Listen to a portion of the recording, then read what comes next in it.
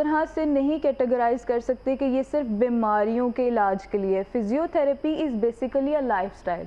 हमने अपने लाइफस्टाइल को मॉडिफाई करने के लिए, फिजिकली फिट रहने के लिए भी फिजियोथेरेपी इज़ वेरी इंपॉर्टेंट, और बीमारियों से बचने के लिए, प्रिवेंशन के लिए भी फिजियोथेरेपी बहुत ज़्यादा ज़रूरी है। अच्छा, मेरे बीमारियों से बचने के लिए फिजियोथेरेपी किस तरह से ज़रूरी है? इसमें क्या सेशंस हो सकते हैं कि हम बीमारियों से थोड़ा अवॉइड कर सकते हैं, और किन बीमारियों का रेफरेंस दे रही हैं? मोस्ट ऑफ द टाइम जो हमारे पास केसेस आते हैं वो आर्थराइटिस के केसेस आ रहे होते हैं। आर्थराइटिस के केसेस पहले 40 इयर्स के बाद स्टार्ट होते थे, लेकिन जिस तरह का हमारा लाइफस्टाइल हो गया है, प्रोलॉन्ग सिटिंग की वजह से हमारा पोस्चर बहुत ज़्यादा डिस्टर्ब होना शुरू हो गया है, मस्कुलोस्केलेटल केसेस बहुत ज़्यादा आना शुरू हो गए हैं। इसकी वजह से यंग लोगों के अंदर ये इश्यूज ज़्यादा आ रहे हैं।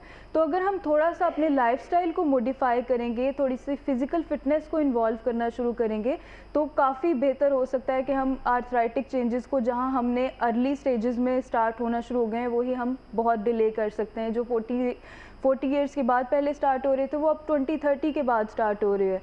और मोस्ट ऑफ द टाइम अब हमारे पास यंग पॉपुलेशन आ रही होती है। जो केसेस हमारे पास पहले बहुत ओल्ड एज में आ रहे होते थे, वो यंग पॉपुलेशन के अंदर ज़्यादा आ रहे हैं, क्योंकि हमारा सेडेंट्री लाइफस्टाइल है। हम डाइटरी इनटेक बहुत ज़्यादा बुरा है, हमारी डाइट में वो चीज़ें शामिल नहीं हैं जो होनी चाहिए थी। ठीक है, जब बॉडी की हीलिंग का टाइम है उस टाइम हम जाग रहे हैं, जंक फूड ले रहे हैं। स्लीपिंग आवर्स बहुत ज़्यादा हमारे डिस्टर्ब होना शुरू हो गए हैं। स्ट्रेस बहुत ज़्यादा है आजकल लोगों के अंदर, जिसकी वजह से ये मसाइल बहुत ज़्यादा बढ़ना शुरू हो गए हैं। तो इसीलिए मैं कहती हूँ कि फिजियोथेरेपी को हमेशा उस वक्त नहीं आपने करना जब आप बिल्कुल खराब हो चुके हैं, ऐसा कुछ हो जब आपकी बॉडी में ऑलरेडी बहुत ज़्यादा पेन एग्जिस्ट करना शुरू हो गई है। फिजियोथेरेपिस्ट के पास आप तब जाओ जब आपको लगता है कि आपने अपनी ज़िंदगी को बहुत ही बेहतर तरीके से गुजारना है या बीमारियों से बचना है। बिल्कुल, इस तरह से आपने बड़ी अच्छी बात की है कि 40s में जाकर जो चीज़ें होती थी, अब 30s में या 20s में हम उसका शिकार हो रहे हैं, क्योंकि हमारे पास टाइम नहीं है। उस तरह से टाइम है, लेकिन ज़िया हम इसका फ़ोन पे कर रहे हैं, रील्स देख रहे हैं, एक ही पोस्चर में बैठकर हम उस पर ही खाना खा रहे हैं, खाना खाने के बाद फिर उसी जगह पर बैठे हुए हैं, और ये हमारे लिए सबसे हेल्दी टाइम है कि हमें लग रहा है कि हम बड़ा अच्छा टाइम गुजार रहे हैं, हालांकि ये हमारे लिए एक तरह की बीमारियों का बायस है।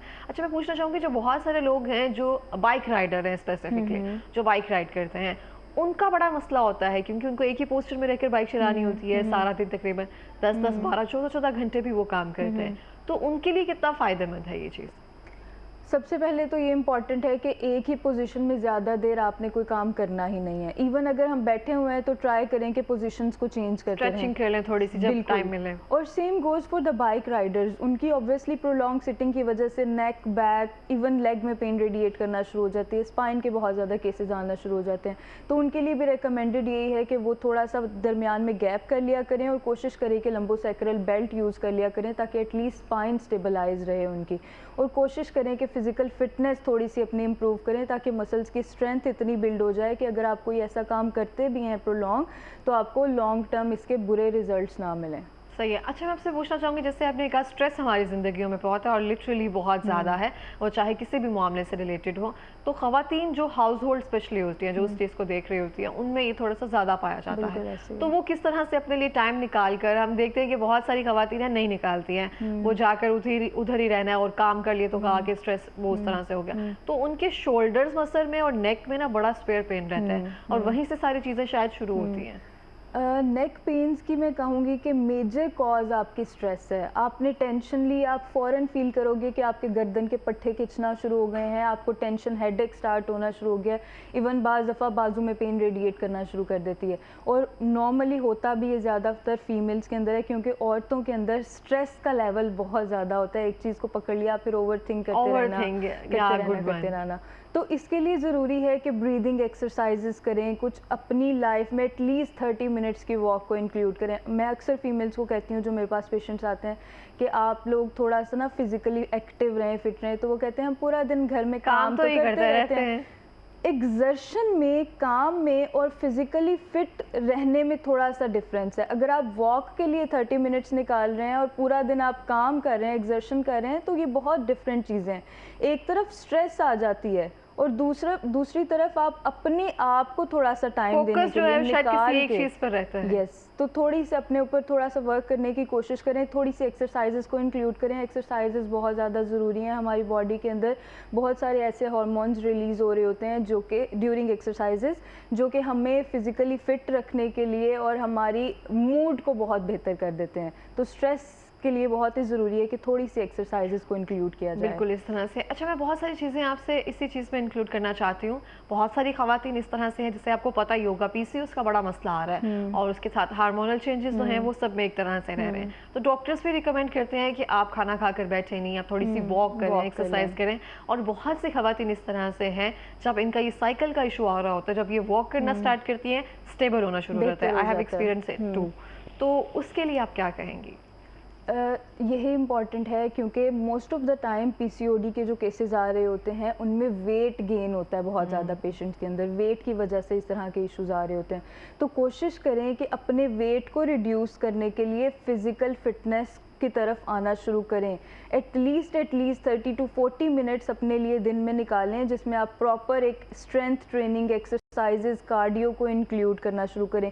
इवन कुछ मैं लोगों को कहती हूँ, रिकमेंड करती हूँ कि अगर आप जिम स्टार्ट नहीं कर सकते, आप प्रॉपरली कोई एक्सरसाइजेज, स्ट्रेंथ ट्रेनिंग नहीं कर सकते, तो एटलीस्ट 25 मिनट्स to 30 मिनट्स की वॉक एटलीस्ट अपनी लाइफ में शामिल करना शुरू करें। अपनी डाइट पे बहुत ज़्यादा फोकस करना शुरू करें। और स्पेसिफिकली फीमेल्स की अगर बात हो रही है तो फीमेल्स के अंदर मैंने पहले भी बहुत बार ये बात की हुई है कि हमारी बॉडी के अंदर हार्मोनल चेंजेस की वजह से आर्थराइटिक चेंजेस बहुत जल्दी आ रहे होते हैं।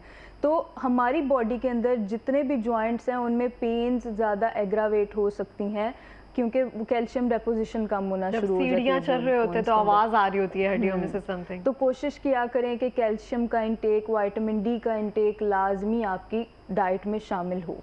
ठीक हो गया। अच्छा महरीन, जैसे आपने कैल्शियम और विटामिन डी का जिक्र किया है, बहुत सी खवातीन जो है कैल्शियम CAC-1000 जो है वो बड़ा आसान है, उनको है कि चलो कैल्शियम की कमी हो रही है तो वो पीना इनटेक करना शुरू कर देती हैं। लेकिन हमने एक तरह से सुना है जो विटामिन डी अगर प्रॉपरली ना हो तो कैल्शियम भी जो है वो बॉडी में इस तरह से स्टे नहीं करता है। तो उसके लिए विटामिन डी के लिए हमें क्या करना चाहिए? धूप उस तरह से हम नहीं लेते हैं, और अदर सोर्स क्या है विटामिन डी का? विटामिन डी के लिए सबसे बेहतर रिसोर्स तो यही है कि आप सुबह उठ के थोड़ी 5-10 मिनट के लिए एटलीस्ट धूप के अंदर बैठें। लेकिन अगर आप नहीं कर सकते तो क्योंकि हम ऑब्वियसली डाइट्स उस तरह की नहीं ले रहे जिनमें विटामिन डी बहुत ज़्यादा इंक्लूड हो, तो आप बाहर से सप्लीमेंट्स ऐड कर सकते हैं। ड्रॉप डी ले सकते हैं आप, सनी डी के कैप्सूल आते हैं वो आप ले सकते हैं। तो अगर हम अपनी डाइट के अंदर स्पेसिफिकली इन चीज़ों को इंक्लूड नहीं कर रहे तो बेहतर यही है कि आप बाहर से सप्लीमेंट्स लेना शुरू कर दें। और ट्रूली ये ज़रूरी भी है एक टाइम के बाद, हम 30s के बाद इसको लेना शुरू करें या 25 के बाद भी इसको लेना शुरू कर सकते हैं? के लिए तो ये बहुत ज़्यादा ज़रूरी है कि 21 से 35 ईयर्स में ये लाजमी इंक्लूड करना शुरू करें। उसके बाद आपको पता है कि मेनोपॉज स्टार्ट होना शुरू हो जाता है 50 ईयर्स में, तो उसके बाद हमारे पास कैल्शियम की डिपोजिशन बोन्स में वैसे ही कम होना शुरू हो जाती है। फिर आप चाहे जितने मर्जी सप्लीमेंट्स ले लें, हमें उतना फ़ायदा नहीं होता। तो ये 21 to 35 वाली एज है जिसमें बहुत ज़्यादा ज़रूरी है कि हम अपने सप्लीमेंट्स को पूरा रखें।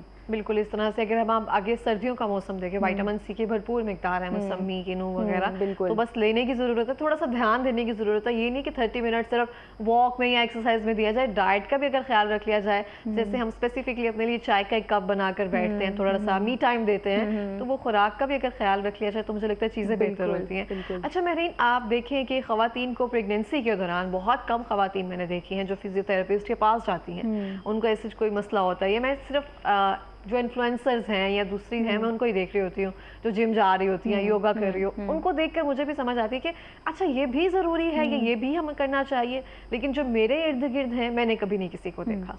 तो किस हद तक ज़रूरी है? प्रेगनेंसी में इट इज़ वेरी इंपॉर्टेंट कि आप फिजियोथेरेपिस्ट से कंसल्ट करें, क्योंकि हमारी बॉडी के अंदर फिज़िकली मेजर चेंजेस आ रहे होते हैं।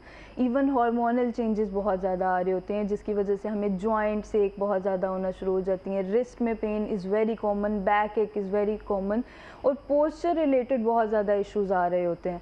तो बाज़ दफ़ा हमारी गायनेकोलॉजिस्ट भी रेकमेंड, मतलब लोअर बैक पेन आ रही है पेशेंट को, मेडिसिन ऑब्वियसली आप प्रिस्क्राइब नहीं कर सकते प्रेगनेंसी में, उनको चाहिए कि वो थेरेपिस्ट के पास लाजमी भेजें, क्योंकि हमने पेशेंट को मैनुअली डील करना होता है, हमने मेडिसिन प्रिस्क्राइब नहीं करनी होती। तो हम मैनुअली डील करके उसकी लोअर बैक पेन या जॉइंट पेन जो भी इश्यूज़ आ रहे हैं हम उनको रिजॉल्व कर सकते हैं। और प्रेगनेंसी में ये सारे केसेस बहुत ज़्यादा कॉमन है, क्योंकि बेली के ऊपर ज़्यादा वेट आ रहा होता है और स्पाइन बहुत ज़्यादा लोड बेयर कर रही होती है, जिसकी वजह से even after pregnancy patient complain कर रहे होते हैं कि उनकी बैक पेन जा ही नहीं रही, उनकी लेग में पेन रेडिएट करना शुरू हो गई है। तो इस तरह के केसेस आ रहे होते हैं, लेकिन ऑब्वियसली हमारी सोसाइटी में अभी इतनी ज़्यादा अवेयरनेस नहीं है, तो इसीलिए बस फिर बर्दाश्त करते रहते हैं कि कोई बात नहीं, प्रेगनेंसी में ये नॉर्मल है। ट्रूली मेरीन नहीं है इतनी अवेयरनेस अगर हम देखें आम खवातीन को। मैंने एक आपको शायद पता हो बहुत सी एक पुरानी मिथ है, समथिंग कुछ लोग दबाने के लिए स्पेशली बुलवाते थे उस टाइम पीरियड में या उससे पहले। तो मुझे लगता है ये उसकी न्यू टर्म अगर हम खेलें, फिजियोथेरेपिस्ट है उनके पास जाया जाए, क्योंकि अब हम मिडवाइफ्स या जो दाई वगैरह थी उनसे परहेज करते हैं, तो थेरेपिस्ट के पास जाए तो मुझे लगता है कि बहुत सारे मसाइल से हम एक तरह से बच सकते हैं, क्योंकि थेरेपिस्ट बहुत ज़्यादा हाईली क्वालिफाइड हैं स्पेसिफिकली इस केस के लिए। और फिजियोथेरेपिस्ट, मेरी जो स्पेशलाइजेशन है that is in orthopaedic manual physical therapy. हमारे पास फिजियोथेरेपी में डिफरेंट डोमेन्स हैं, जिसमें कुछ थेरेपिस्ट कार्डियो में वर्क कर रहे हैं, कुछ थेरेपिस्ट जो हैं वो हमारे गायनेकोलॉजी में वर्क कर रहे हैं, कुछ हमारे थेरेपिस्ट ऑर्थोपेडिक में वर्क कर रहे हैं, कुछ न्यूरो में काम कर रहे हैं। अब विमेन हेल्थ की एक बहुत बड़ी डोमेन बन चुकी है फिजियोथेरेपी में, जिसमें हम स्पेसिफिकली औरतों को डील कर रहे होते हैं, औरतों के मसाइल को डील कर रहे होते हैं। It is very good obviously, लेकिन सिर्फ अवेयरनेस की ज़रूरत है और ख़वातीन को होनी चाहिए ऑब्वियसली इस हवाले से। अच्छा, आप देखती हैं कि ख़वातीन स्पेसिफिकली हम काम हमारे वही हैं, रूटीन हमारी वही है, काम हमने वैसे ही करना है, चीज़ें हमने वैसे ही उठानी है, पोस्चर हमारा वैसे ही है, तो उसके लिए भी थोड़ी सी गाइडेंस की ज़रूरत है जो प्रेग्नेंट ख़वातीन होती हैं। बिल्कुल ज़रूरत है। अब हमारे यहाँ ये नॉर्मली एक मिथ कह लें या जो भी, कि प्रेगनेंसी में ज़्यादा उठना नहीं है, चलना फिरना नहीं है, बस लेटे रहें पूरा दिन। इसकी वजह से एक तो वेट बहुत ज़्यादा एक्सेसिव गेन होना शुरू हो जाता है। बाज़ दफ़ा पेशेंट्स कंप्लेन कर रहे होते हैं कि उनके पैरों में स्वेलिंग आना शुरू हो गई है, या उनकी पेन्स बहुत ज़्यादा बॉडी की एग्रावेट होना शुरू हो गई हैं। बाज़ दफ़ा तो गायनेकोलॉजिस्ट खुद भी रेकमेंड कर देती हैं कि बिल्कुल बेड रिडन हो जाएं, लेकिन ये बिल्कुल गलत बात है। एटलीस्ट वॉक को इंक्लूड करना बहुत ज़्यादा ज़रूरी है इवन इन प्रेगनेंसी, ताकि आपका एक्सेसिव वेट गेन ना हो, आपकी बॉडी की ब्लड सर्कुलेशन अच्छी रहे और आपकी मसल्स भी ज़्यादा वीकनेस की तरफ ना जाना शुरू हो, क्योंकि मेजर जो लोड उठा रही है आपके बेली का वो आपकी स्पाइन है। अगर हमारी स्पाइन के मसल्स वीकनेस की तरफ जाना शुरू हो गए तो फिर हम लॉन्ग टर्म इसके रिजल्ट्स बुरे देखेंगे, बहुत ज़्यादा साइड इफेक्ट। बिल्कुल इस तरह से ब्लड सर्कुलेशन का, जैसे आपने कहा, ये बहुत ज़रूरी है इस चीज़ के लिए। अगर आप एक ही पोस्चर में समथिंग इस तरह से रह रहे हैं तो आपका माइंड वैसे भी मेरा ख्याल है स्ट्रेस की तरफ जा रहा होता है। तो अगर हम पोस्टमार्टम की बात करें, अगर ये इसके बाद प्रेगनेंसी के बाद के जो 2 मराहिल होते हैं उस पर इतना फोकस नहीं किया जाता, उस पर ध्यान नहीं दिया जाता, सेहत की तरफ होता है कि 40 डेज का टाइम पीरियड जो है वो कवर कर लिया, नाउ यू आर फाइन। तो उसके बाद कौन सी ऐसी एक्सरसाइजेज या थेरेपी की हमें ज़रूरत होती है जिससे हम ख़वातीन को पता ही नहीं है? Majorly it is very important कि आप अपने कोर की स्ट्रेंथ ट्रेनिंग स्टार्ट करें, आप अपने स्पाइन के मसल्स, पैरास्पाइनल मसल्स की स्ट्रेंथ ट्रेनिंग स्टार्ट करें, आप पोस्चर के ऊपर वर्क करना शुरू करें, क्योंकि आफ्टर प्रेगनेंसी आप ये नोटिस करोगे कि आपकी बॉडी के अंदर पोस्चर से रिलेटेड बहुत मेजर चेंजेस आए हैं। वाइल ब्रेस्ट फीडिंग हम बहुत ज़्यादा स्लाउच कर रही होती हैं फीमेल, जो उनका हम्प बनना शुरू हो जाता है बैक के ऊपर, लोअर बैक में पेन स्टार्ट होना शुरू हो जाती है। और एक बहुत कॉमन टर्म है sacroiliac joint pain, SI joint pain, ये बहुत ज़्यादा कॉमन है प्रेगनेंसी में और बाद में भी, प्रेगनेंसी के बाद भी। तो ये सारी चीज़ें स्टार्ट होती हैं वाइल प्रेगनेंसी, और प्रेगनेंसी के बाद जब आप प्रॉपरली अपनी बॉडी को केयर नहीं दे रहे, प्रॉपरली उनकी स्ट्रेंथ, मसल्स की स्ट्रेंथ ट्रेनिंग स्टार्ट नहीं करवा रहे, तो कोशिश ये करनी चाहिए कि प्रेगनेंसी के चाहे चलें आप 40 डेज़ का दरमियान में गैप ले लें, आप इतना ज़्यादा भी उसमें एक्सर्शन ना करें, लेकिन उसके बाद प्रॉपरली अपनी स्ट्रेंथ ट्रेनिंग स्टार्ट करवाएं, कोर की स्टेबलाइजेशन स्टार्ट करवाएं। एक बहुत कॉमन टर्म शायद आपने सुनी हो, यूरिनरी इनकॉन्टिनेंस, ठीक है, मैं बोलने लगी थी, मेरे जहन में बात है, इसके लिए समथिंग केराला समथिंग इस तरह से कोई एक्सरसाइज भी है? Kegel exercise. तो ये चीज़ें बहुत ज़्यादा हमें प्रेग्नेंट फीमेल्स के अंदर मिलती हैं, ठीक है। हमारे जो बिल्कुल पेल्विक फ्लोर के मसल्स हैं वो बहुत ज़्यादा वीकनेस की तरफ जाना शुरू हो जाते हैं, तो उनकी स्ट्रेंथ ट्रेनिंग बहुत ज़्यादा ज़रूरी होती है ताकि ये मसाइल हमारे साथ लॉन्ग टर्म ना चलें। बिल्कुल इस तरह से मेरे ना आपने बहुत अच्छा पॉइंट उठाया है, मैं इसको सोच ही रही थी कि किस तरह से इसको मैं रेज कर सकती हूँ। अच्छा, जो पेल्विक एक्सरसाइज है, मुझे नहीं लगता कि कभी खवातीन ने इसको लेकर आए होंगे प्रैक्टिस में, बहुत वही लेकर आई होंगी जो जिम या उसकी तरह के जिनको अवेयरनेस है इस हवाले से, जो इसमें इन हो चुकी हैं। नहीं तो फिर ये शिकायत मुझे बहुत सारी मेरे जानने वाले भी हैं, वो इस तरह से शिकायत कर रहे होते हैं, फ्रीक्वेंट यूरिनेशन बहुत ज़्यादा है, उस पर कंट्रोल नहीं रहा हुआ, प्रेगनेंसी के बाद, सी सेक्शन के बाद इस तरह से शुरू हुआ था। इसको कंट्रोल किया जा सकता है इस एक्सरसाइज के थ्रू, कीगल के थ्रू? किया जा सकता है। यूरिनरी इनकॉन्टिनेंस के बारे में थोड़ा सा डिस्कस कर लेते हैं। यूरिनरी इनकॉन्टिनेंस में बेसिकली आपको ऐसा फील होता है कि आप जैसे अगर कोई वेट उठा लिया आपने तो आपका यूरिन लीक होना शुरू हो गया है, आप झुके हैं, स्नीज किया है आपने, तब आपका यूरिन लीक होना शुरू हो गया। मोस्ट ऑफ द टाइम ये चीज़ें हमें ओल्ड एज में मिलती थी, क्योंकि उनके पेल्विक फ्लोर के मसल्स आहिस्ता आहिस्ता वीकनेस की तरफ जाना शुरू हो जाते हैं या फ्रीक्वेंट यूरिनेशन होना शुरू हो जाती है। लेकिन अब ये चीज़ें हमें यंग पॉपुलेशन में भी बहुत ज़्यादा मिल रही हैं। पेल्विक फ्लोर के मसल्स बहुत ज़्यादा वीकनेस की तरफ जाते हैं, जिसकी वजह से इवन यंग मेल पेशेंट्स भी कंप्लेन कर रहे होते हैं कि जिम में जब हम वज़न उठाते हैं तो हमें यूरिन लीक हो रहा होता है। फीमेल्स के अंदर तो ये बहुत ही ज़्यादा कॉमन है। अच्छा, अब इसके लिए बहुत ही ज़रूरी है कि हम कीगल एक्सरसाइजेज स्टार्ट करें। ऑब्वियसली कीगल एक्सरसाइजेज एक्सरसाइजेज में आप कभी भी नहीं ये कह सकते कि 2 डेज आपने एक्सरसाइज की और आपको रिजल्ट फील होना शुरू हो जाए। इट इज़ लाइक कि आपने जिम स्टार्ट किया, आप 1 या 2 दिन में ये नहीं कह सकते वाह जी मेरे तो डोले बन गए। तो एक्सरसाइजेस को एटलीस्ट 3 to 4 वीक्स आपने रेगुलरली करना है। एक एक्सरसाइज आपको बहुत ही अच्छी बताती हूँ यूरिनरी इनकॉन्टिनेंस के लिए। आप सिंपली अगर बैठे हुए हैं या स्ट्रेट लेटे हुए हैं, आपने अपने पेल्विक फ्लोर के जो मसल्स हैं उनको कॉन्ट्रैक्ट करना है। आपने इस तरह फील करना है कि आप यूरिन को रोक रहे हैं। रोक के रखें, hold it for 10 seconds and then relax. इस एक्सरसाइज को आप 3 टाइम्स अ डे कर सकते हैं और 10 रेपिटेशन इसकी परफॉर्म कर सकते हैं। आप खुद फील करोगे कि आपकी बॉडी में आपको डिफरेंस फील हो रहा है, यूरिनरी इनकॉन्टिनेंस आपकी थोड़ी सी बेहतरी की तरफ जा रही है। और एक बहुत इंपॉर्टेंट चीज़ कि इस एक्सरसाइज को आपने उस वक्त करना है जब आपका ब्लैडर बिल्कुल खाली हो। ये ना हो कि ब्लैडर फिल है और आप फिर भी मसल्स को कॉन्ट्रैक्ट कर रहे हैं, उसकी वजह से वो और ज़्यादा रिलैक्सेशन की तरफ जाएंगे, वीकनेस की तरफ जाएंगे। तो कोशिश करें कि इस एक्सरसाइज को आप कहीं पे भी बैठे बैठे कर लें या फिर लेट के इजीली परफॉर्म कर लें। ठीक हो गया। और यहाँ पे गुफ्तगू का सिलसिला जारी रहेगा मगर इस ब्रेक के बाद। एवरीवन, वहीं से गुफ्तगू का सिलसिला जारी रखते हैं। हमारे साथ महरीन मौजूद हैं। महरीन, मैं आपसे पूछना चाहती हूँ कि हमने इतनी इंटरेस्टिंग डिस्कशंस किया, बहुत मज़ा आ रहा है आपसे बात करने का। और मैं आपसे सेकेंडली पूछना चाहती हूँ कि जैसे हम प्रेग्नेंट ख़वातीन के बारे में बात कर रहे थे, तो प्रेगनेंसी के किस ट्राइमेस्टर में हमें एक्सरसाइज प्रॉपर स्टार्ट कर देनी चाहिए और किस में थोड़ा सा अवॉइड करना चाहिए? It varies. अगर तो कॉम्प्लिकेशंस आ रही हैं तो आपकी गायनेकोलॉजिस्ट बेसिकली प्रॉपरली रिकमेंड करेंगी कि आप प्रॉपर फिजियोथेरेपिस्ट से कंसल्ट करके अपने एक्सरसाइज का प्लान लेना शुरू करें। नॉर्मली इट इज़ सेफ़ कि आप फर्स्ट ट्राइमेस्टर के अंदर थोड़ा सा ट्राई करें कि स्टे करें, हाँ, थोड़ा रेस्टिंग पे रहें या थोड़ी सी वॉक ऐड करें। उसके बाद वाले जो ट्राइमेस्टर्स हैं दे आर सेफ। उसके अंदर आप थोड़ी योगा ऐड कर सकते हैं, कार्डियो ऐड कर सकते हैं, वॉक को इंक्लूड कर सकते हैं।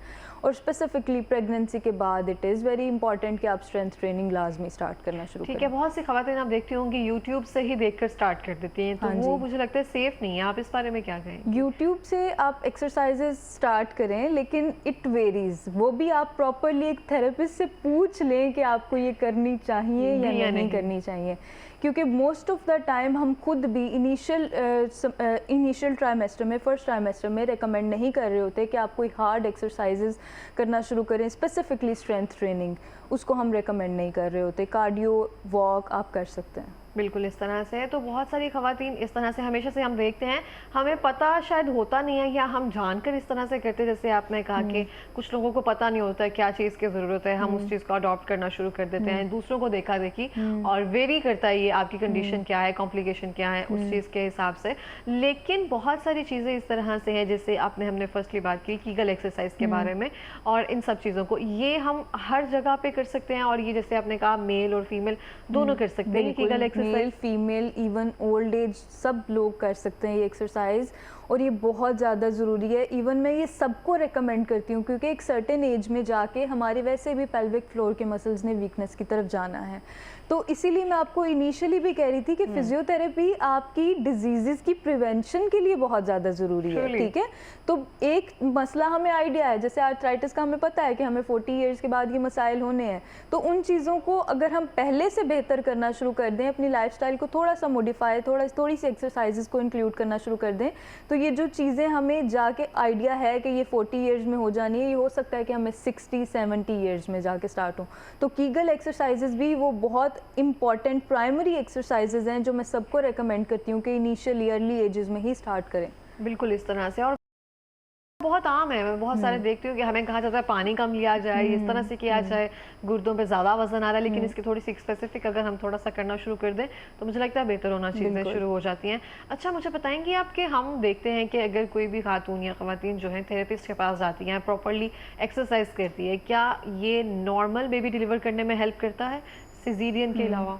बिल्कुल, बहुत दफ़ा आपकी गायनेकोलॉजिस्ट भी आपको रेकमेंड कर रही होती हैं कि कुछ स्पेसिफिकली थेरेपिस्ट से जाके मिलें, वो आपको हेल्प आउट करेंगी कि आप नॉर्मल डिलीवरी की तरफ जाएं। लेकिन ऑब्वियसली हमारे यहाँ पे अभी इतना ज़्यादा ट्रेंड नहीं है, हम रिलाई नहीं कर पाते हैं किसी पे, क्योंकि अच्छा थेरेपिस्ट ढूंढना ही बहुत मुश्किल है मेरी नज़र में कहूँ। बिल्कुल ऑब्वियसली, लेकिन अब अगर आप देखो तो पाकिस्तान में बहुत अच्छे विमेन हेल्थ में लोग काम कर रहे हैं जो कि स्पेसिफिकली इस चीज़ को देख रहे होते हैं कि हमने प्रेग्नेंट फीमेल्स को किस तरह से एक हेल्दी लाइफस्टाइल की तरफ लेके जाना है, या प्रॉपर बेबी की डिलीवरी तक या ब्रेस्ट फीडिंग तक सब कुछ अच्छे प्रॉपर वे में प्रोसेस चले।